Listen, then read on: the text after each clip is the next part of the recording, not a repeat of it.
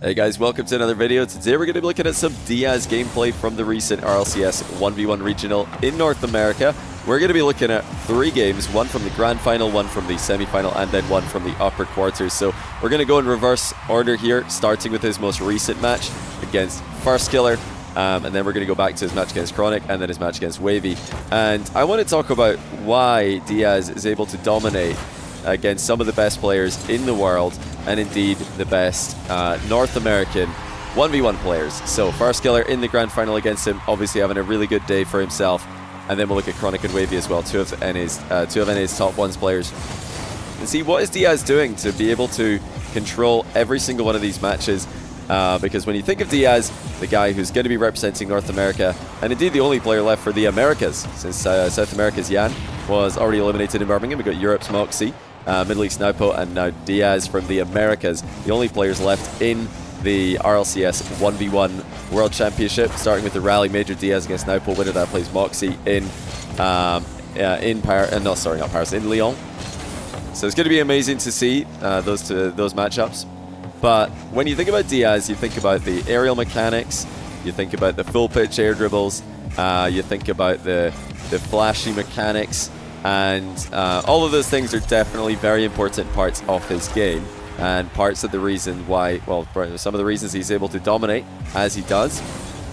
But I want to talk about something a bit different today. I want to talk about his possession, and I want to talk about his aggression in closing the distance to his opponent.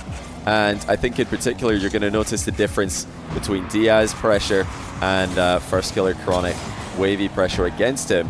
And you know, a lot of players, if you ask these guys again about what they think about Diaz, did they enjoy playing against him? They probably all say no, didn't enjoy playing against him at all. And I'm sure they would mention his kickoffs are really good, because that's always something that Rocket League players of all levels like to admit their opponents are better at. And they are right. Diaz got excellent kickoffs. But yeah, they'll also probably tell you, and I'm kind of assuming here what they would tell you, but they'll also probably tell you that he's just chasing, or he just doesn't leave the ball, doesn't go away. And these are, again, things that all Rocket League players of all ranks love to complain about. Sorry about the replay lag here. That's just part of this replay, I imagine. Not much we could do about that. But yeah, Rocket League players of all ranks love to say that their opponents are better at kickoffs, their opponents are ball chasing, their opponents are just challenging with 0 IQ. And I'm not trying to say that that's what the exact words FairJame, Chronic, and Wavy would go for, but I'm sure they would tell you that Diaz is really annoying to play against because he doesn't leave, he doesn't give them any time in the ball, and he obviously has a great kickoff as well. I don't want to pretend he doesn't, as he scores a kickoff goal. But okay, now we are about halfway through the game here. Game 1, super close so far between FairJame and Diaz. But from this part of the series, this is where Diaz starts to take over, and you'll notice that it's much harder for FairJame to get the ball off Diaz than it is for Diaz to get the ball off FairJame. And part of what makes this the case is that Diaz always recovers so fast from his aerial plays, and it enables him to set up follow-up shots. He's starting to rack up shots here, 9-5. In shots at this point in the game. But it's not just about recovering quickly, it's not just about getting back into defense quickly. Diaz thinks about how to continue the attack off the back of a lot of these air dribbles. And notice he's always the player landing first. On the previous goal, he was able to land first, demo FairJame, get a goal. Right there, he was able to land first and force FairJame into a defensive position and then take another shot. So he's always getting the next play. He's always getting one extra play on the ball, one extra shot on the goal, and that is just, it is stressful to go up against as a defender. Here, early challenge. No respect for FairJame's aerial game off the wall, just challenging after noticing some weakness. That's a great save by FairJame. Again, Diaz is able to steal the boost away, and he's able to keep the pressure on. FairJame is doing a good job sticking to the ball here, but he's never able to stabilize with boost. He's always playing, like kind of defensively here. There's not really anything else he can do. And now Diaz spacing is simply superior. He's able to keep his opponents back. Once again, he lands faster than 2 players. That gives him options to demo on the recovery, or he could just get right back to where he started. And for Diaz, these are attacking positions. Again, apologies for the replay lagging. I'm not sure why that's happening, but that's just the case with some replays in Rocket League. You're getting some lag resets, and eventually Diaz gets a beautiful goal to the top left corner. as he starts to continue to ramp up in shots. 14 shots to 5 now. FairSkiller just cannot get ball control in threatening positions. When he does have control of the ball, it's usually just in safe positions for Diaz. It's usually in positions where Diaz has plenty boost at his disposal. And now FairSkiller kind of forced to go there. He felt the pressure. He realized he's not getting many opportunities to take good shots, good quality shots on Diaz net. That was a great chance, actually. He does miss that one. But yeah, he's starting to rush because he knows if he doesn't start taking risks, Diaz is just going to easily win this game, as there is only a minute left, and FairSkiller's only had that one wall shot in the past 2 minutes of gameplay. Diaz is just racking up shot after shot. It's what he does. He just completely controls the midfield and does not give his opponents easy ways to dispossess him. He always has a faster recovery. He always has extra boost. He always has one extra touch. He's always got something just to maintain that advantage, just to keep that advantage in the position. And after a strong start for FairSkiller, where he came out hot, he maybe caught Diaz a bit flat on the opening 2 goals. It was all Diaz from there. 16 shots to 6 now. Just a ridiculous shot differential. Make it 17 as Diaz puts another goal in. Obviously, at this point, the game was already over. But FairSkiller, one of NA's best, couldn't get a game off Diaz on Championship Sunday in the Grand Finals. Diaz was able to sweep him. This was game 1 of their matchup, and it did not get any better in any of the games. They are pretty much all like this. 19 shots to 6 at the end of it. Let's get into the second game of the video against Chronic. Okay, so here we are in game 4 of the semi-final. This is Chronic that Diaz is up against. I'm not sure why he doesn't have a name in this replay, but I promise you this is Chronic, the RLCS Fall Major champion. That was the Rotterdam Major that Chronic was able to win with apparently Jack and Nolly. Shout out apparently Jack, my business partner, who's I think just recently taken rank 1 in 1v1, which is pretty cool. Good job, Jack. He's hitting his 5th or 6th prime in ones, it would seem. But as always, I have to give a quick mention for the next rank in the description. Check the links if you haven't already.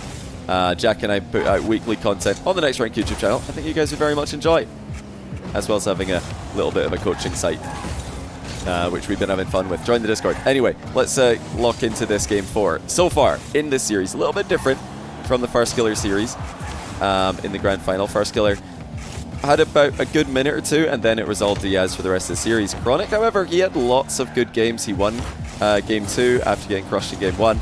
He had Diaz in a close game 3, which he lost, and then this is game 4, where Chronic actually, I think, should have won.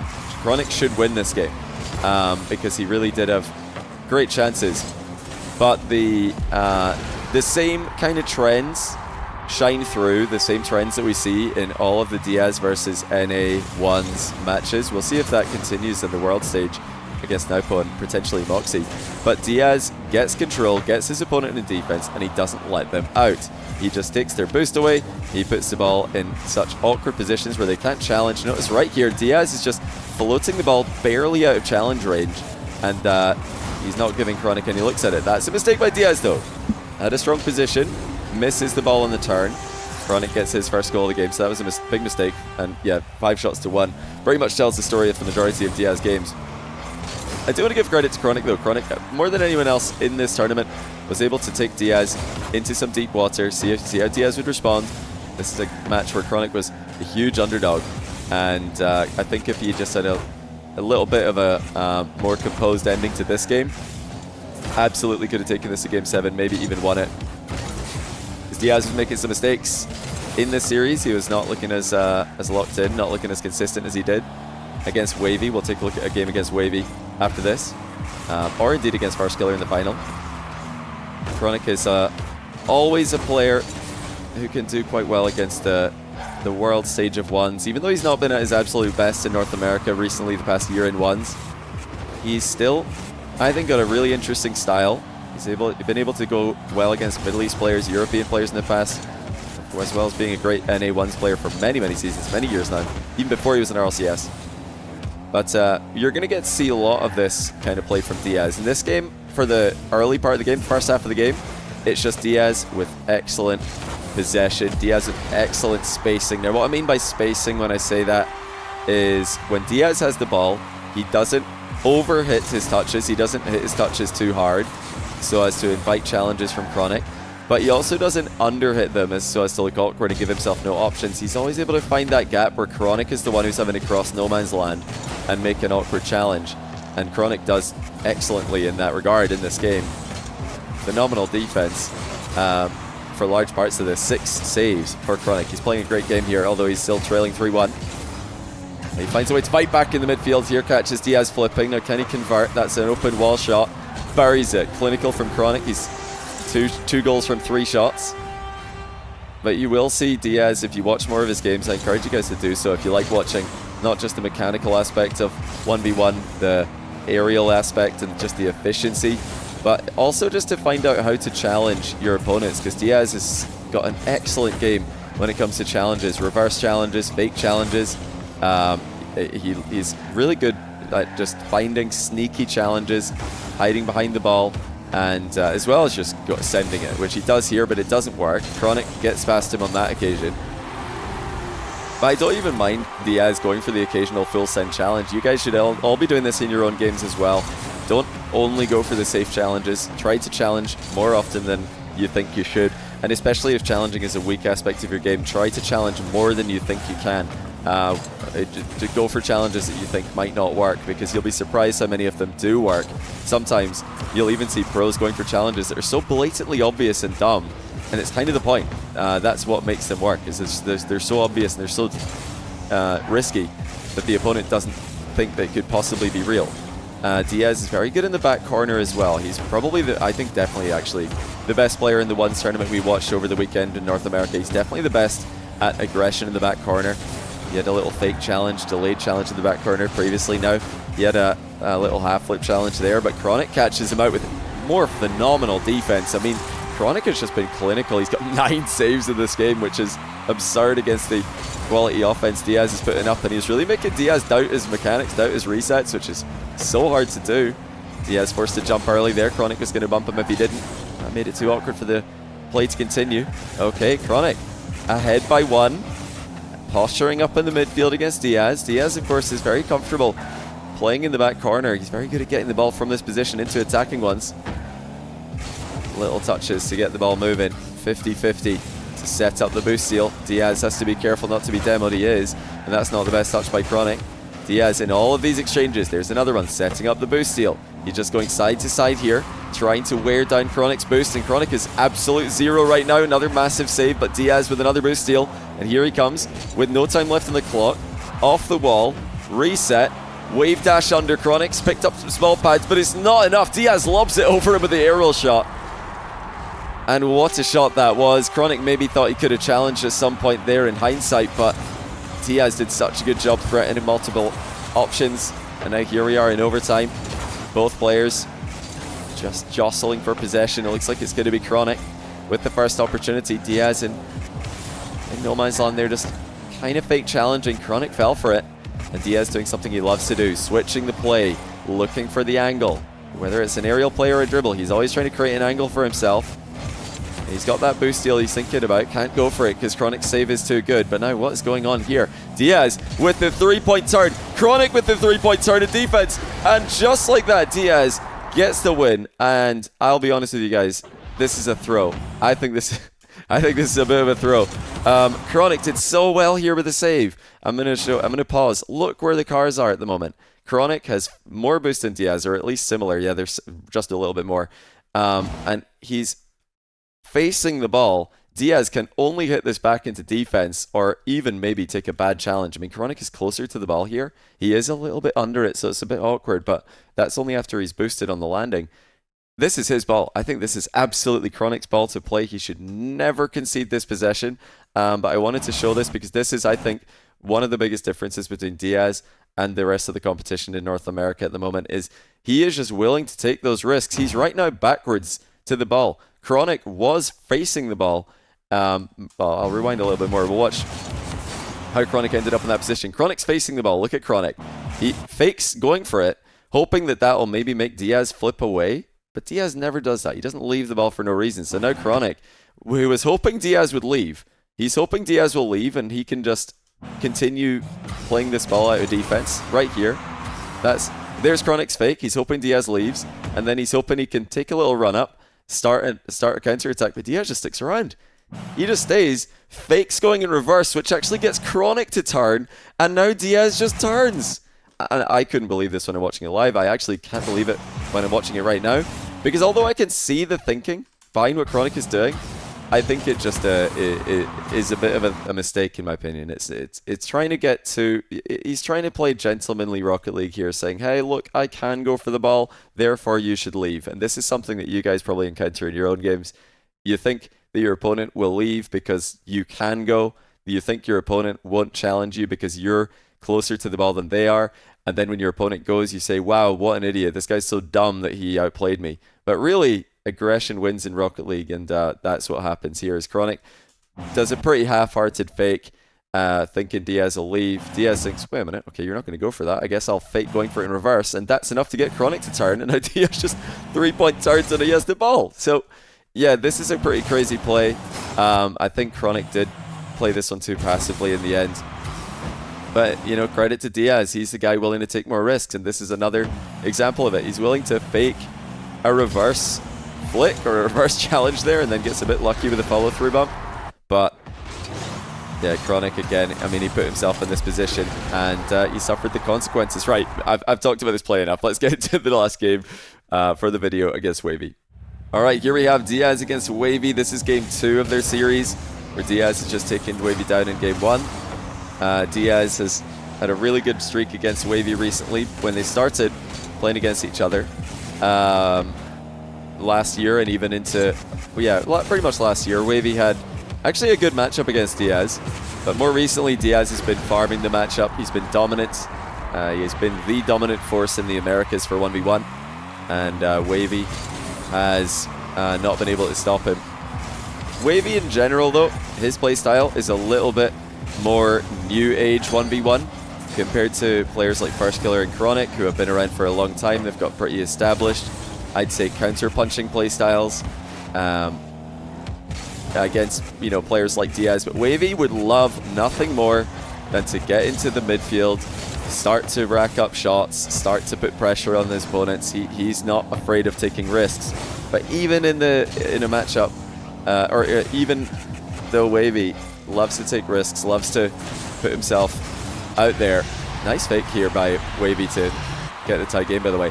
But you know, even though that's Wavy's preference, he can't even make that happen. He's not allowed to play his style because Diaz is just simply better at getting the ball off of his opponent, and he's simply better at keeping a hold of it when he gets it. His possession is just outrageous. His ability to control the play, manipulate his opponent into giving him space, and then refusing to return the favor is just second to none in NA. We'll see, maybe even second to none in the world. We'll have to find out once he goes up against Naupo. I can't wait for that match. They're similar in some ways, Wavy and Naupo. They're both so mechanical. They're both so good in the air. They're both, you know, such fun players to watch in that regard. But I think Diaz is more of a, he's more of a efficient player. He's more of a delicate player. He's got some of the softest first touches, where he just gets all of these perfect first touches to get the ball in a spot where he can play it and his opponent can't. And Naupo's more brute force. He's more about the pace. He's more about the speed. He's more about just brute forcing his way through his opponent. Whereas Diaz is all about the finesse, all about trying to find a way around them, as he does here to make it 3-2. You know, I'm going to show you guys at the end of the video some heat maps from these series, the 3 series that we've watched. Games from Diaz against FirstKiller, Chronic, and Wavy. Now, heat maps in Rocket League, they tend to just show a bunch of players driving in circles around the pitch and picking up the boosts. There's, you know, a lot of play in the center circle, near the goals, and where the big boosts are, pretty much. Just all around. And in between, less so. But the heat maps for Diaz 1v1 games from this regional are kind of insane. It's just all... For Diaz's opponent, it's just a bunch of movement in their own half for the entire game. And not a lot in anywhere in Diaz half. And then for Diaz, he's just everywhere. He's all over the pitch. He's just playing a full pitch style where he's going back with the ball, going forward with the ball, challenging the midfield, bit of everything. And his opponent is just absolutely stuck in their own half for 70% of the game, 75% of the game sometimes. And stuck in their final third for like half the game. So it's not just about Diaz's ability to keep his opponent in defense while he's aerialing. It's also about his ability to challenge. It's about his ability to keep his opponent confused about what kind of challenge he's going for. Just amazing mix-ups on kickoffs and challenges throughout all these series. You guys can all be doing that. If you're a member of the Next Rank, we got so many videos on those topics. I think they're really important aspects of the games. Challenges and kickoffs, of course. But beyond that, it's just the shot selection, the ability to seemingly never be all in, always have boost left over, always be recovering faster, always be threatening boost steals, demos, follow-up shots, and just keeping his opponents in uncomfortable positions. That's a great play by Wavy. Oh, great shot. Forgot about that one, but he scored 3 from 4. Every opponent Diaz faces has to be so clinical just to be in with a chance against him. And it's not for lack of trying. I mean, they're trying to make everything work, but Diaz is just the most efficient player in the tournament. I think he's the most mechanical player in the tournament as well. That's a ridiculous interception. Wow. Diaz 4-3 with an unreal read. Yeah, I know it's maybe a bit of a controversial topic when we talk about mechanics and who's the most mechanical. Fans get a little bit, yeah, for lack of a better word, butthurt when their favorite player is not called the most mechanical. But when it comes to 1v1 in North America and all the Americas, Diaz is absolutely the most mechanical. And he's absolutely one of the smartest players as well, if not the smartest and the most mechanical. Because he just has the best efficiency, the best strategies for getting the ball and keeping it under control. And he just looks deadly. Every time he has it, you'd think he's going to score. So, once again, 14 shots to 5. I've not really had to cherry pick, by the way. I've just picked out, you know, I could have picked any out of the games from the Wavy Diaz series, and Diaz is a crazy shot differential. He wins 4-0. Any of the games from the Diaz Farskiller series, he has a crazy shot differential, and he wins 4-0. There were, I think, 3 of the games in the Chronic Diaz series where Chronic actually kept Diaz to a more even game. He won 2 of them, and even in the last game which Diaz won, Chronic was able to battle him for supremacy, but 3 of the games Diaz dominated in shot differential and position. Where the games played, the territory and the pitch, and the other 3 were pretty even. So even in that one, don't have to really look hard, you know, dig deep to find these matches. But yeah, we'll watch this one play out. It's a close game, even though Diaz felt like he's in full control of it the whole time, I'm sure, and Wavy would have not have enjoyed playing this. Offense in Rocket League, this is true for any game mode, is just the better side of the ball to be on. It's much less comfortable to play defense. Diaz forces his opponents to play defense for maybe 4 out of the 5 minutes, where they're just more likely to make mistakes and more likely to have a bad time. So yeah, dominant display here by Diaz. But let me show you some heat maps. We'll look at Diaz opponents' heat maps versus his own heat maps. I've got a couple. I picked out a couple. Again, didn't need to nitpick here. They're all pretty similar in every single match he's played. Diaz, you can see that clearly he's just been all over the pitch, doing a bit of everything, taking the ball back, going challenging upfield, challenging midfield, keeping his opponent defense, and his opponents are just absolutely stuck. They cannot move. They cannot get out of defense. They're just stuck in their half the whole game. It's absurd. I think that really illustrates, if the gameplay didn't, just how dominant Diaz was when it comes to the territory, the possession game, and making his opponents play defense. And like I said, defense, this is true for all game modes in Rocket League. It's just a harder side of the ball to be on. Some players, although it is rare, prefer to play defense, counter-attack, but it is harder. It's like playing Rocket League in hard mode, because you can't just turn on the spot in Rocket League. You have to make these awkward 3-point turns more in defense, whereas offense is more free-flowing, more space to play with, and mistakes are not, well, maybe not so much in ones, but definitely in 2s and 3s. Mistakes are not as often punished. So some little things that make Diaz the dominant player. It's not all about the flashy mechanics, the big aerials, and the stylish goals. It's also about the little things as well, the strats to keep the ball and dictate the flow of the game. So hopefully you guys enjoyed this video. Hopefully it tells you a little bit more about Diaz. Congrats again to him on winning and now having a chance to represent NA at the Rally Major in ones. Can't wait to watch him play against Naipo. I think it's going to be an absolute banger. And I think it's going to be a really close match. I can't pick who I think is going to win. Every day I wake up and I think it's going to be a different player winning that. Same with Moxie and Leon versus the winner of Diaz Naipo. These 3 are super evenly matched. So just another reason to look forward to it. Anyway, guys, that's it for this one. Check out the nextrank.com, links in the description. Check out the Jotcast, links in the description as well. Weekly content in both of those channels for all of you guys to enjoy. Join the Discords, get involved with the communities, and I'll see you guys in the next video. Take care.